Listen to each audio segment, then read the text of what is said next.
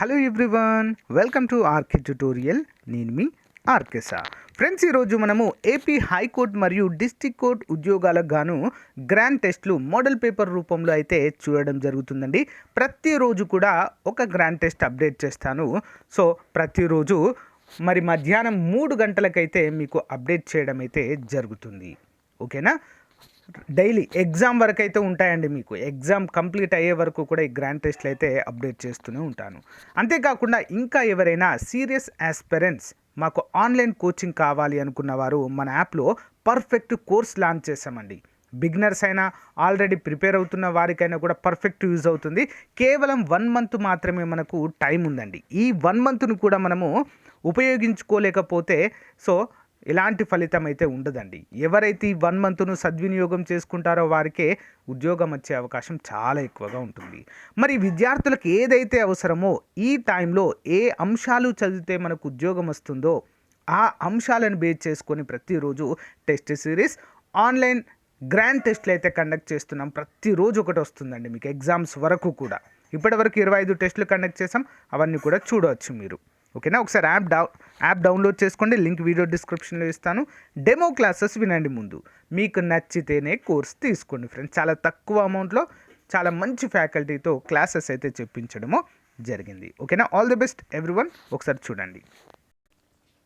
మన ఛానల్ మిత్రులందరికీ ఒక బంపర్ ఆఫర్ పేరుతో జనవరి 2022 నుంచి అక్టోబర్ 2022 వరకు మ్యాగజిన్ అయితే అందచేయడం జరుగుతుందండి. ఈ మ్యాగజిన్ కంప్లీట్గా తెలుగులో ఉంటుంది. Okay, total current affairs plus bid bank కూడా ఫుల్ ఎక్స్ప్లెనేషన్తో కూడా ఉంటుందండి. మోస్ట్ ఇంపార్టెంట్ స్టాటిక్ జీకే కూడా డైలీ వైజ్గా ఉంటుంది. అంతేకాకుండా 10,000 వరకు GK bits, general knowledge bits అయితే మీకు అందుబాటులో ఉంటాయండి. డైలీ వైజ్గా ఉంటాయి. డైలీ 20 బిట్స్ రూపంలో జనవరి నుంచి అక్టోబర్ వరకు ఉంటాయండి. దాదాపు 10,000 వరకు. రానున్నటువంటి హైకోర్టు ఉద్యోగాలకు కావచ్చు, ఎస్ఐ కానిస్టేబుల్ అన్ని ఉద్యోగాలకు కూడా పర్ఫెక్ట్గా యూస్ఫుల్గా ఉంటాయండి మనకి.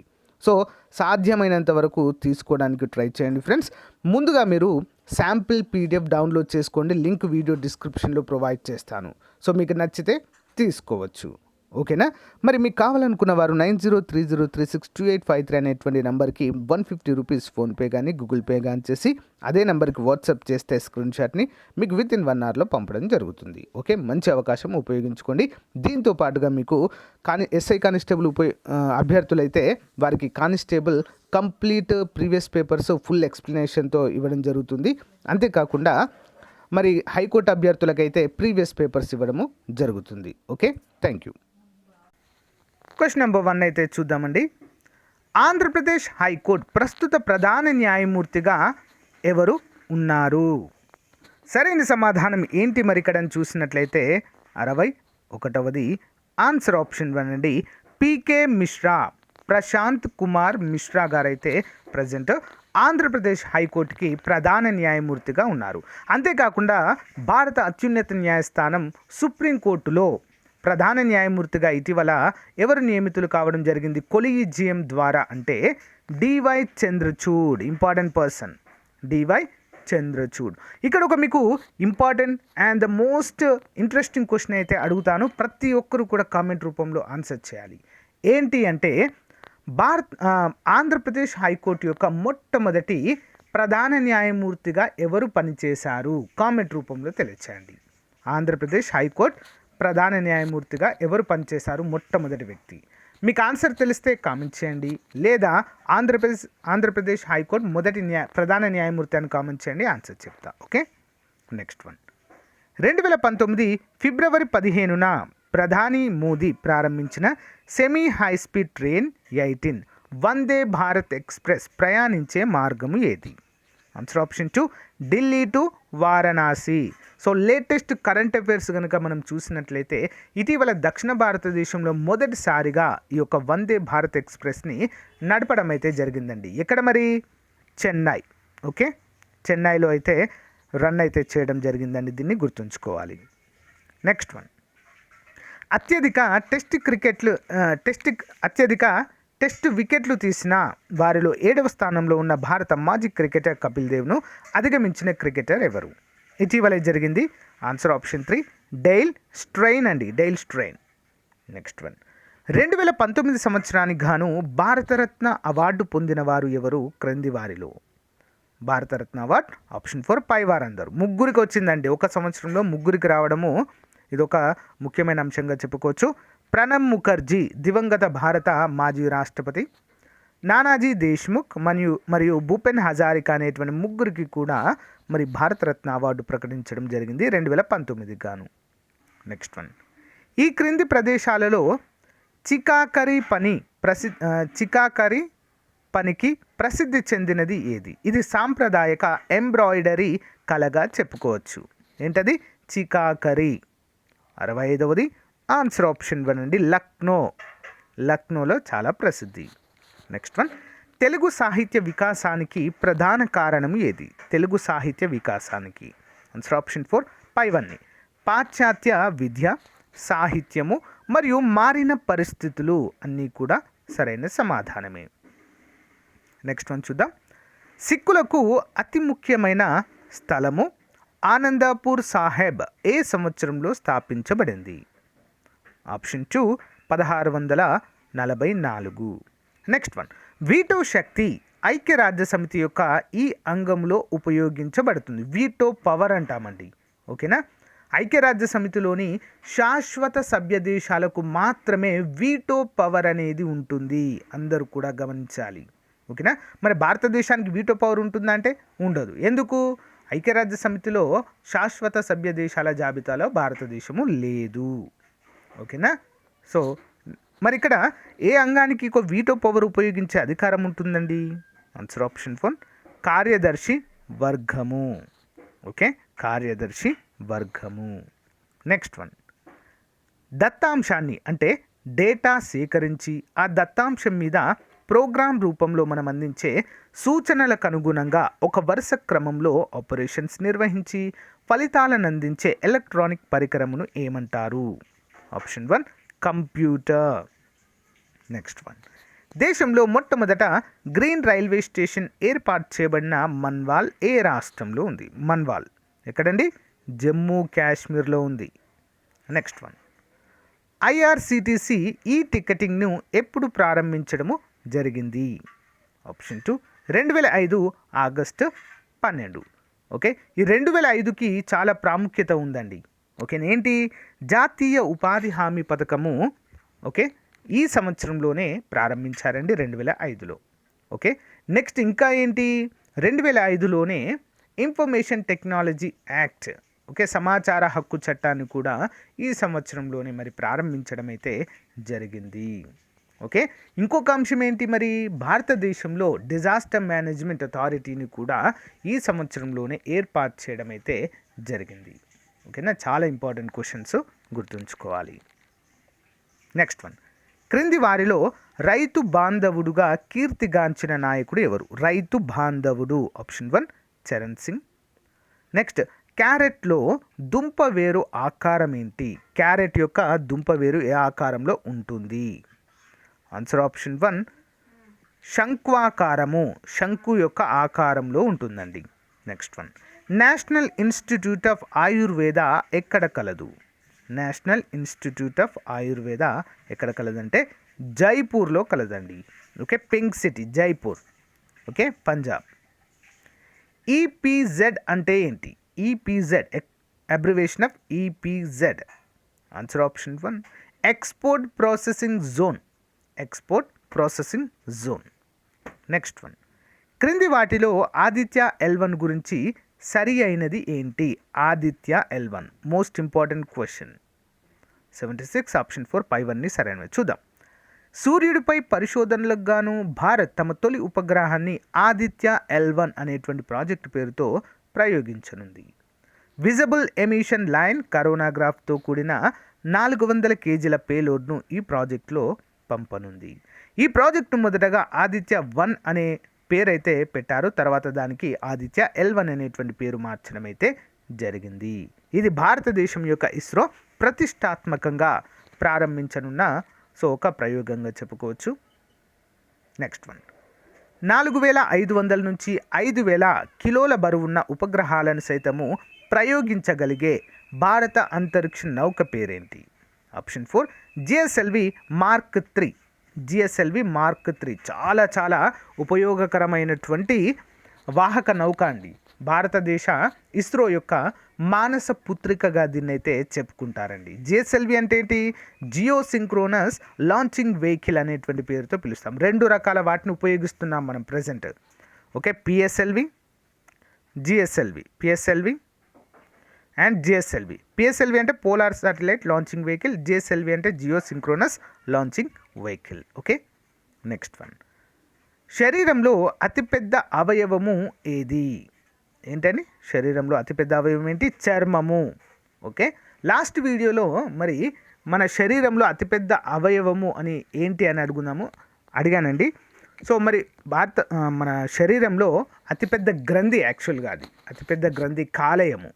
ఓకేనా? అతిపెద్ద అవయవం అంటే మాత్రము చర్మము. ఓకే, అతిపెద్ద అవయవము. ఓకే, గ్రంథి కాలేయము. Okay, next one. క్రింది వాటిని జతపరచండి. అల్యూమినియం, టంగ్స్టన్, పాదరసము, మెగ్నీషియం. ఆన్సర్ ఆప్షన్ 3 అండి. 1 by 1 చూద్దాం. అల్యూమినియం యొక్క ముడి పదార్థము ఏంటి? డయాస్పోర్. Next one. టంగ్స్టన్ యొక్క ముడి పదార్థము ఉల్ఫామైట్. పాదరసం యొక్క ముడి పదార్థము కాలుమెల్. మెగ్నీషియం యొక్క ముడి పదార్థము ఎప్సోమైట్. Next one. సిగరెట్ పొగలో ఉండే రేడియో ధార్మిక మూలకము ఏది? ఆప్షన్ 4 పొలోనియం అనేటువంటి రేడియో ధార్మిక మూలకమైతే ఇందులో ఉంటుంది. Next one. ప్రఖ్యాత త్రిమూర్తి శిల్పము ఎక్కడ ఉంది? త్రిమూర్తి శిల్పం ఆప్షన్ 2 ఎలిఫెంటాలో ఉండడం అయితే మనము చూడవచ్చు. ఎలిఫెంటా గుహలు. బుద్ధుడు ఇంటి నుండి బయటకు వచ్చినప్పుడు చూసిన సంఘటనలు వరుస క్రమంలో రాయండి. 82 ఆప్షన్ 3 అండి. వృద్ధుడు, రోగి, శవం, సన్యాసి. ఇది ఒక వరుస క్రమంలో అయితే బుద్ధుడికి ఇవి కనిపిస్తాయి. వీటిని చూసిన తర్వాత మరి బుద్ధుడు సన్యాసం తీసుకోవాలనేటువంటి ఒక నిర్ణయానికి రావడం అనేది జరుగుతుంది. ఈ జీవితం అంతా కూడా సో అశాశ్వతమైనది. మనం జ్ఞానం పొందినప్పుడు మాత్రమే శాశ్వతమైనటువంటి జీవితాన్ని పొందుతాము అంటూ మరి జీవితాన్ని వదిలేసి భార్య తన కొడుకును కూడా వదిలేసి అరణ్యాలకు వెళ్ళడం జరుగుతుంది. Next one. వివిధ మతాచార్యులతో అక్బర్ ఇబాదత్ ఖానాలో ఏ రోజున చర్చలు జరిపాడు? ఆన్సర్ ఆప్షన్ 2 అండి. శుక్రవారం రోజున. Next one. క్రింది వాటిలో సరి అయినది ఏంటి? 84 ఆన్సర్ ఆప్షన్ 4 అన్ని సరైనవి చూద్దాము.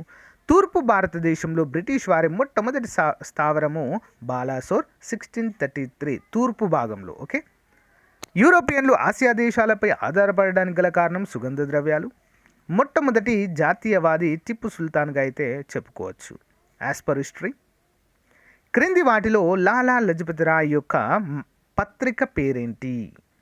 Option 1 the political future of India. The political future of India అనేటువంటి పత్రికనైతే వీరు నడపడం జరిగింది ఫ్రెండ్స్. ఇంపార్టెంట్. పంజాబ్ కేసరిగా ప్రసిద్ధి.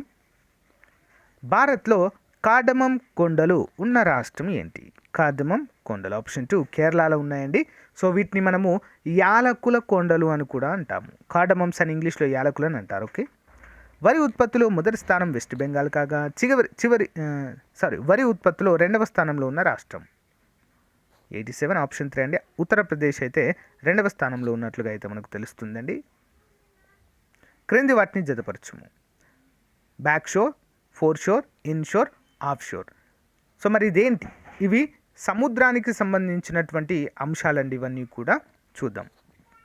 ఆప్షన్ 1 ఒకటవది బ్యాక్ షోర్ అంటే నేలను ఆనుకొని ఉన్నటువంటి భాగాన్నే బ్యాక్ షోర్ అంటారు. ఫ్రంట్ షోర్ అంటే ఫోర్ షోర్ అంటే బీచ్ నుండి లోపలికి విస్తరించిన భాగము. నెక్స్ట్ ఇన్ షోర్ అంటే ఒక్కసారిగా లోతు పెరిగిన భాగము.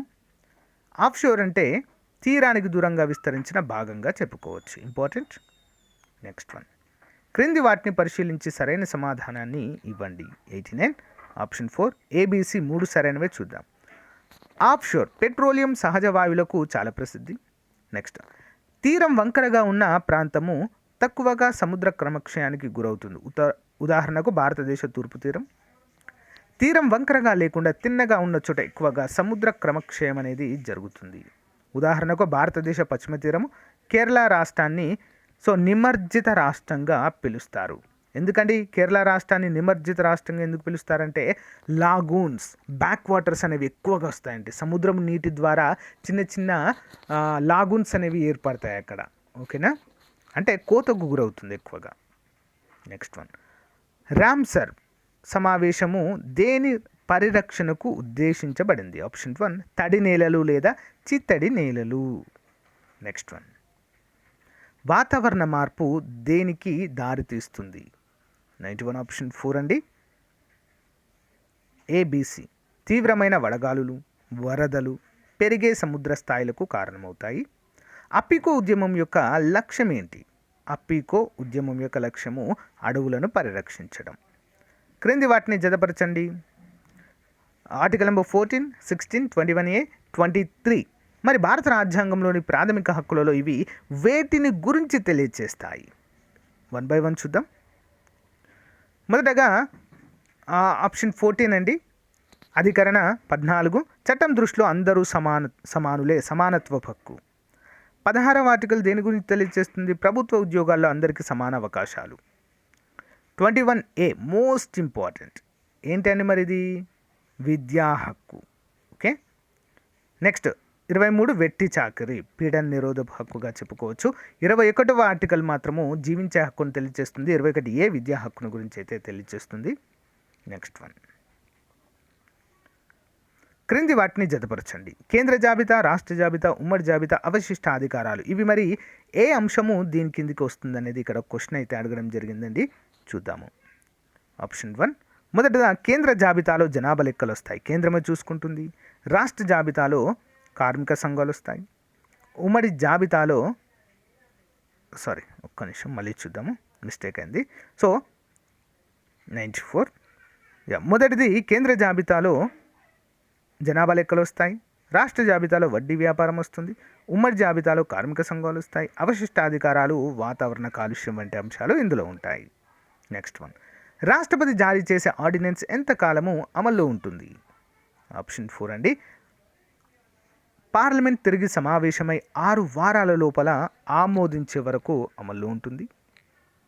ఒక రాజకీయ పార్టీ జాతీయ పార్టీగా గుర్తింపు పొందాలంటే ఏంటి?